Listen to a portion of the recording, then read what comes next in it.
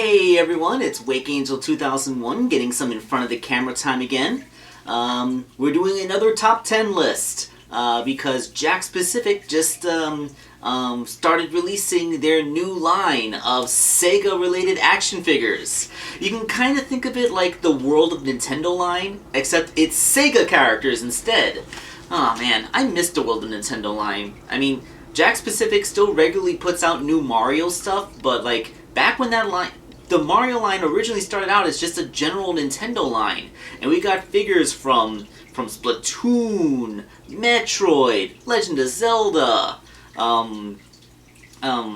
Star Fox, heck, even Animal Crossing. Animal Crossing got figures. So like, it just really sucks that now they only really make Mario, and every now and then they'll put out a special release for like the occasional Zelda or Metroid character, but you know, it's hardly a regular release line where they do that.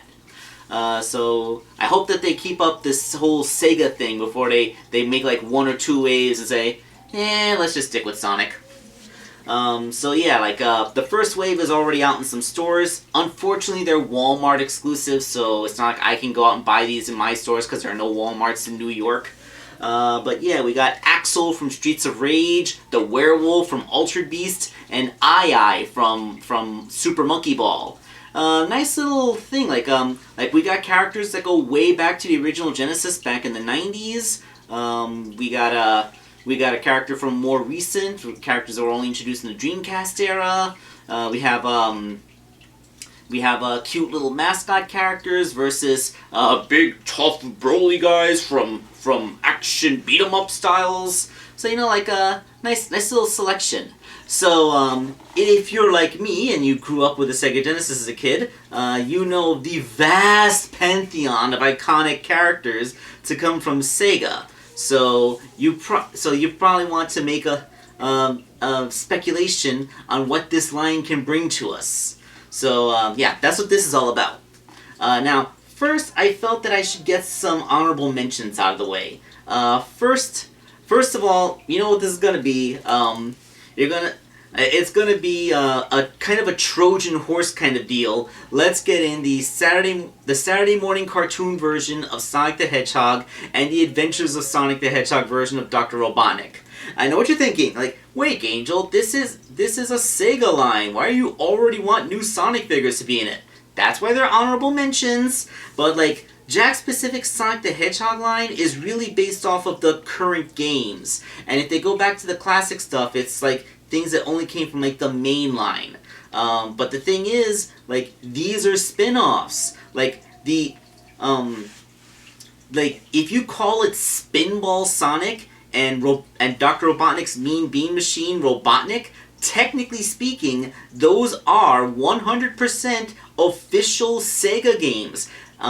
And they fit this whole theme. Like, if you're going to have the Werewolf from Altered Beast, then you can totally have these guys, because they came out in the same console from the same time period. There's no reason not to have these characters, because, you know, now you're officially not making just the stuff that's all modern and up to date with the current lore, but old nostalgic stuff. And this could be a backdoor pilot. If Robotnik and Sonic prove to be popular, then they might want to make everyone else. They could make Scratch Grounder and Coconuts. They could make the rest of the Freedom Fighters. Heck, technically speaking, the rest of the Freedom Fighters did appear in Spinball. Well, except for Antoine. For some reason, they stuck a random dog in instead of Antoine. But, it would be so hilarious if they finally got around to making an official action figure of classic Princess Sally, and it's the pink version with the black hair from her Spinball cameo. I mean, I would quickly repaint that, but like, it would just be like the most hilarious monkey paw thing to ever happen to me. Okay, so I've been on it long enough for this one. Oh, by the way, hey Sega, if you want a Spinball style Sonic figure, like contact me. Me and Corey Sonic fan. We totally got you covered on that. Yeah, like, you know, like, this thing actually already exists. It's just we need someone to mass produce it. That's all we need. All right. This one, my next honorable mention will be Echo the Dolphin. Everybody loves dolphins. They're like the most adorable things in the ocean. I know there's probably going to be some comments on there about how terrible dolphins actually are, but you know what? From what I understand, the dolphins treat us humans pretty okay. Like, whenever we come to visit them, they're like, "Oh, hey, humans! Let us frolic and play with them." I mean, sometimes they get a little bit amorous, but, you know, it's not like anyone's ever been killed by a dolphin. I mean, we've unfortunately killed too many of them, so we really don't deserve them. But yeah, like, the only reason why I wouldn't think that Echo would be in this is because how are you gonna make a dolphin action figure? You know, like, what are you gonna do? Like, oh. Actually, I was just thinking, how are you gonna make a sea creature? But yeah, basically, you'd end up with something like this. You'd end up with a Sharpedo action figure, like I can flap my fins a little bit. That's articulation. I mean, Echo's not exactly known for having a chomping mouth thing, but yeah, like there's not much to it to make a sea creature into an action figure. And my third honorable mention is going to be Kid Chameleon. My friend Zach brought up that he would really like to see Kid Chameleon stuff because he really liked that game. But, you know, the thing about Kid Chameleon is the whole point of that is that your main character is constantly transforming and changing their appearance. So what is the iconic Kid Chameleon look? Are you going to go with the original look, which is just some generic kid on a skateboard? Or are you going to go with one of his transformations? I mean, technically it's in the same vein as Altered Beast, because it's not like you play as the werewolf for the entire game. But, you know, like, it could be hard to pin down, like, which figure you'd want to make without just going on and making a full Kid Chameleon toy line. Okay, so with that being said, let's get on to the proper top 10. Number 10 is Bayonetta. Now, I put her all the way at the end of the list because Bayonetta is a relatively recent character in the Sega pantheon. She was really only introduced, like, she's only been around for 2 console generations, 3 mainline games, although she has been in Smash Brothers, and I do remember seeing on the shelf, like a Switch game with, like, a kid version of Bayonetta. Part of me really wants to get that. Is that one any good? Does anybody know that one? It got me curious, but, you know, I only have so much time to game, so I didn't really put much investment into it. But, yeah, like, she's relatively recent, so that's why I'm putting her so high on the list, and this seems to be a nostalgia-based line, but, you know, like, she's a super popular character, and, you know, like, she has, like, the picture I went with is her appearance from the most recent game, but, like, she has 3 very iconic looks. Like, you can go with, like, the original highly sexualized librarian thing that she had going on, or from part 2 where she had the look of that cougar that lives next door. So, you know, you have a nice varied pool for this. She looks, you know, she's just an appealing character design. And if you could somehow find a way to put in the gimmick where, like, you can like strip the figure to like she's coated in black, but then like you can take her hair off to like make her look like she's just barely covered, like to do the whole gimmick of the more power I use, the more naked I look kind of thing. I mean, you know, like, I'm a big fan of your spectacle action fighters, like your Devil May Cry-ish title games, so, you know, like, this Bayonetta's whole thing is very visually appealing in more ways than one, if you know what I mean. Number 9 is gonna be Joker. Again, a relatively recent character, but, you know, like, look at this guy, he's awesome.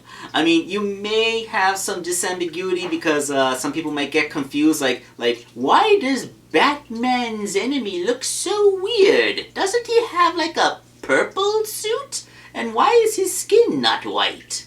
But come on, like, the Persona series is really cool. Joker is, like, the iconic face of it. Again, Smash Bros. Representation.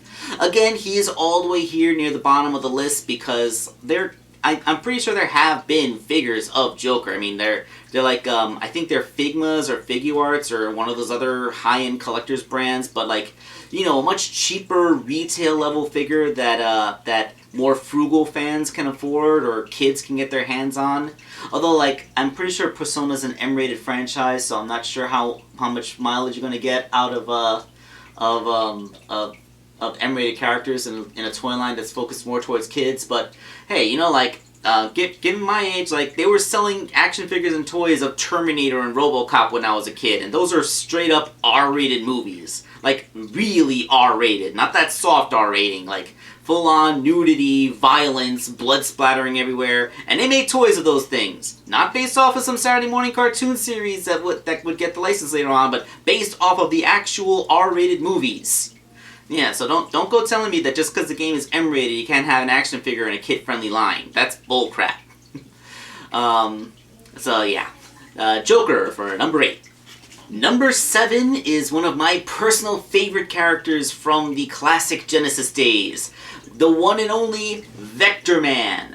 I don't know how many of you remember my old webcomic Captain N: The Next Generation, in which Vector Man was one of the main characters, but that should go to show just how big a fan I am of this character.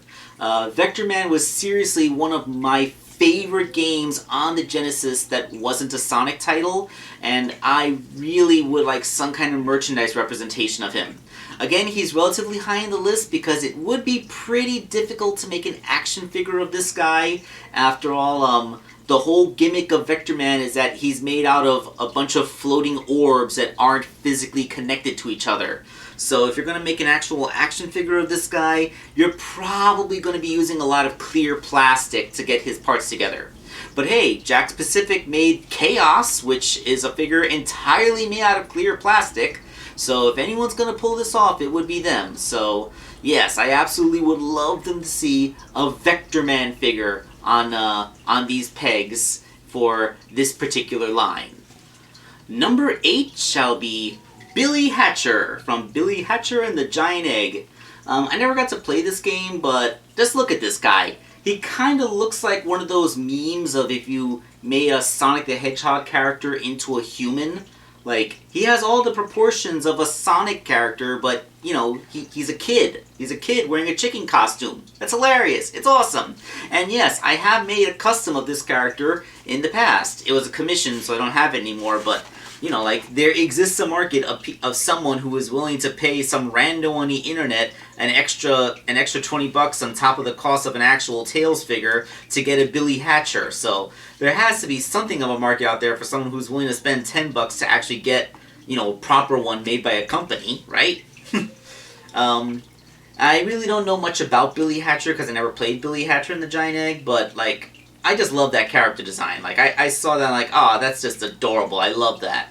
So, yeah, Billy Hatcher, totally number 8. Number 6, Ooh La La, from the rhythm game, Space Channel 5. Okay, why did I pick Ooh La La? Well, you know, like, aside from the fact that, you know, we have another girl figure, because, you know me, I hate when toy lines don't make action figures of girls because they think that boys won't buy toys of girls. But Ooh La La, doesn't she kind of look like that Violet character that I made a few days ago? Like, she has a smaller head in proportion to her body, but the rest of the style kind of fits, right? Like, kinda. And, you know, I just kind of love that cel-shaded, stretched out, is it a cartoon or is it anime, somewhere in the middle style. And, you know, she's got it. She's got that look. Plus, you know, like, if these things come packaged with little accessories, you can make one of the accessories the little alien things that go rolling around in her game, and I think that'll just be adorable.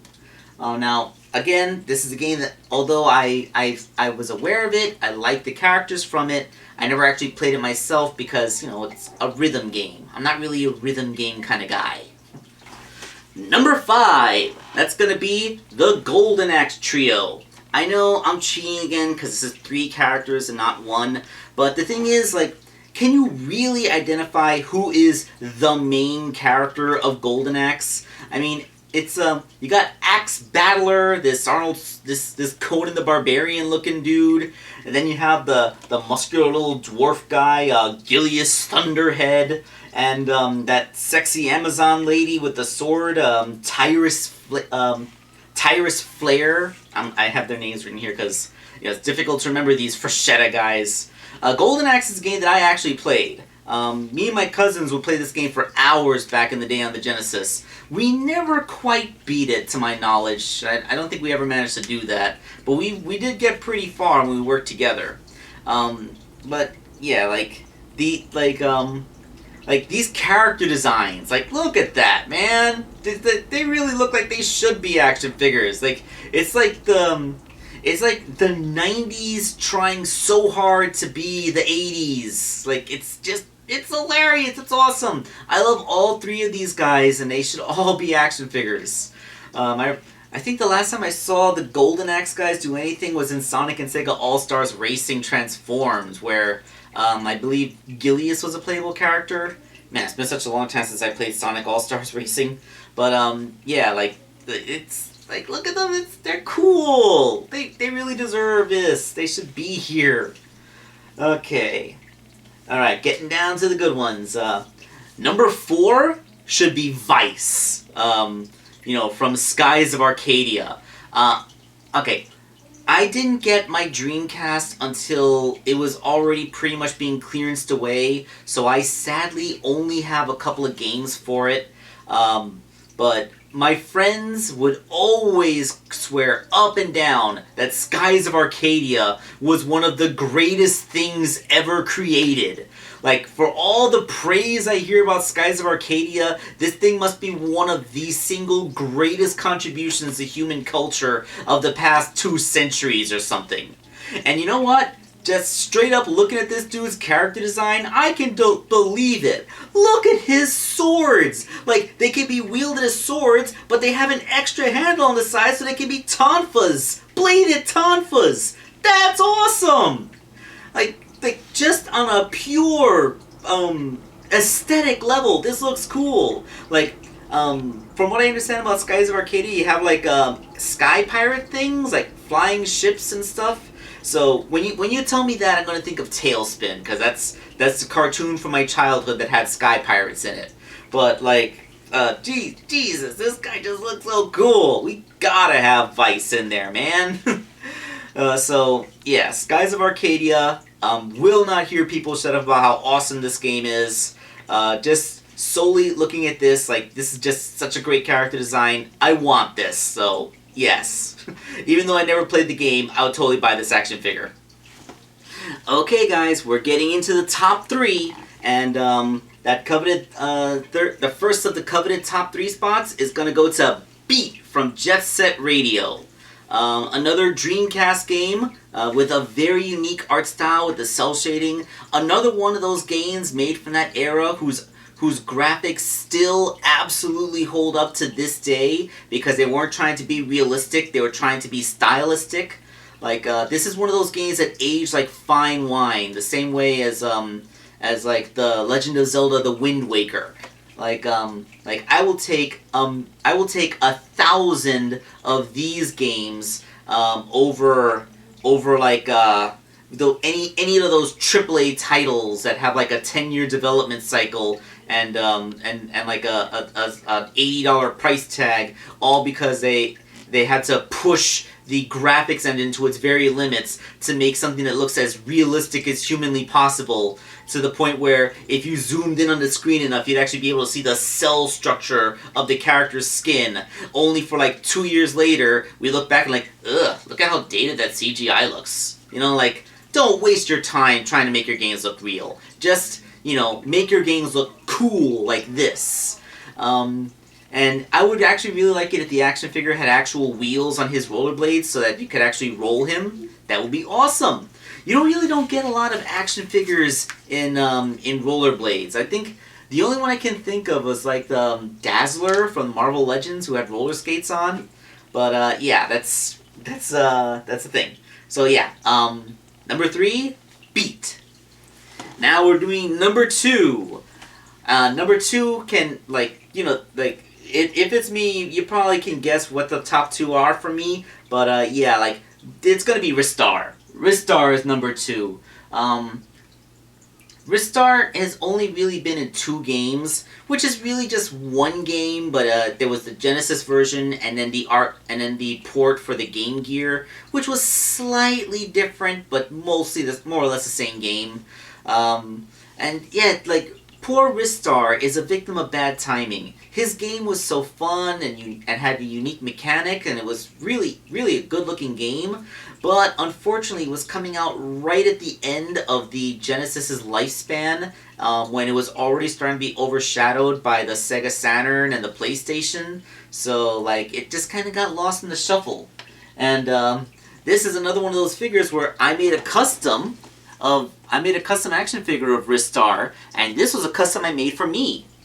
Yeah, I mean, it's such a simple little character design. I literally made this one from some spare shadow parts, and I sculpted the entire body myself by hand. But you know what? Ristar is one of the few characters where I could see if they would make like a Gujitsu type figure of this thing, because like so that he'd have stretchy arms, because like in the video game he would stretch his arms, grab enemies, and then bash them into his head.